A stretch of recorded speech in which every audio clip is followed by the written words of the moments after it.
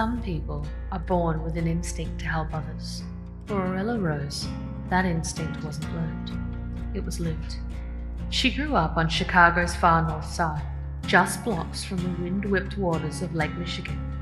Her father was a firefighter, her mother a nurse. Orela watched them return home from long, harrowing shifts, weary but proud.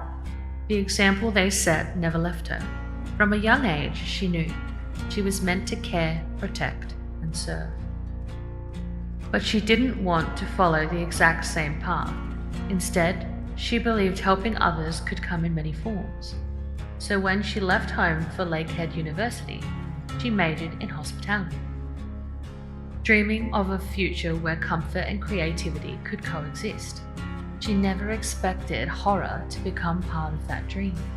Her freshman year, she met Emily, a fast-talking, horror-obsessed classmate with a mind full of monsters and a heart full of passion. They clicked instantly. Emily helped Orela navigate her new life, and Orela, in return, became a rock. They were inseparable. Their shared love of horror grew out of a podcast Emily introduced her to, All Things Wicked This Night. The host, Sable Ward, often explored the bizarre tales of horror writer Cliff Barra and art director Alex DeMaro, creators of eerie 1950s cult films. These were stories dripping with dread, where every cobweb and scream was part of a bigger picture. Orela and Emily fell in love with their world. They spent countless evenings at the Hard Boiled Cafe, a noir-themed bookstore and coffee shop, sketching out an ambitious dream, a horror-themed restaurant inspired by those cult classics. It wouldn't just be a place to eat, it would be an immersive experience. Costumes, sets, characters, every dinner a descent into a different terrifying tale. It was perfect. To test the idea, they planned a haunted house for Halloween. It would be theatrical, terrifying, a proof of concept for the dream to come true. They called it the Haunted Madhouse of Doom. They transformed an abandoned dormitory into a grotesque asylum, padded cells, flickering lights, groaning zombies, and screaming patients. In the center of it all was a shock therapy room. Emily lay on the table, strapped in and ready. A custom headpiece sparked and smoked as Orela led each group in. When the switch was thrown, Emily would convulse, shriek, sending guests into a gleeful panic. They ran it dozens of times without incident, until the wire shorted.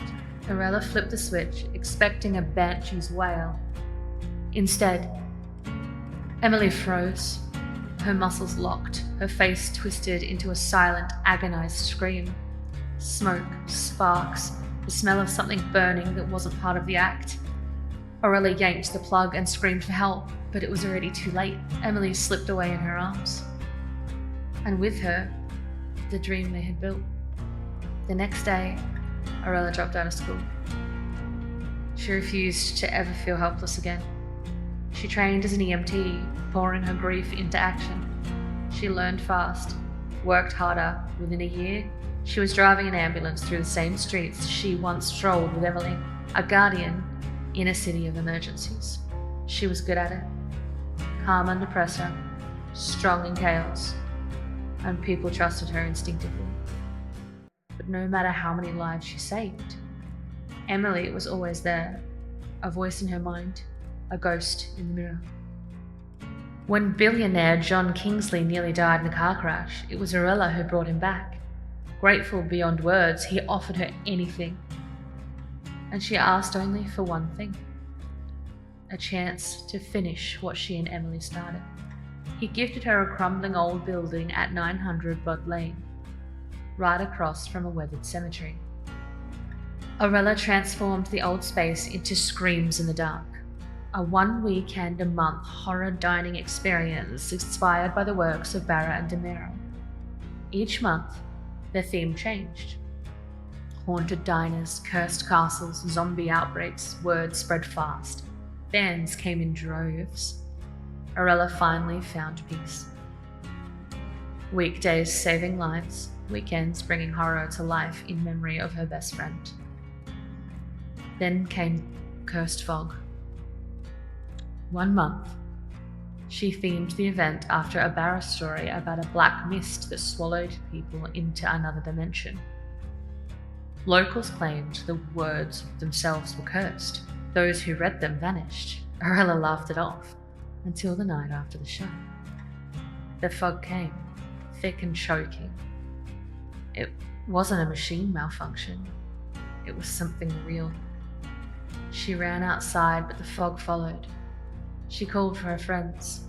No answer. And then she heard it. Crying, pleading, begging. At first it sounded like strangers, then like herself, and then like Emily. Orela's instincts kicked in. She didn't panic. She assessed. She searched. She moved deeper into the mist, each step echoing with the cries of those in pain. Her chest tightened. She caught her breath, and for the first time in years, she was afraid. But the fear didn't control her. She stepped forward, and the fog accepted her.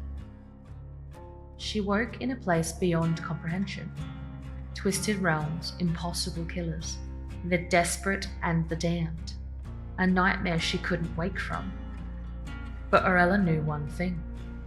People still needed her, and she'd help them. Orela Rose, EMT, visionary, survivor. She came to the fog chasing a dream, and now lives in a nightmare where every heartbeat matters. But if there's anyone who can bring light into the darkest corners of the entity's realm, it's her. If you enjoyed this, be sure to like, comment, and subscribe for more Dead by Daylight lore. And remember, in the dark, someone's always worth saving.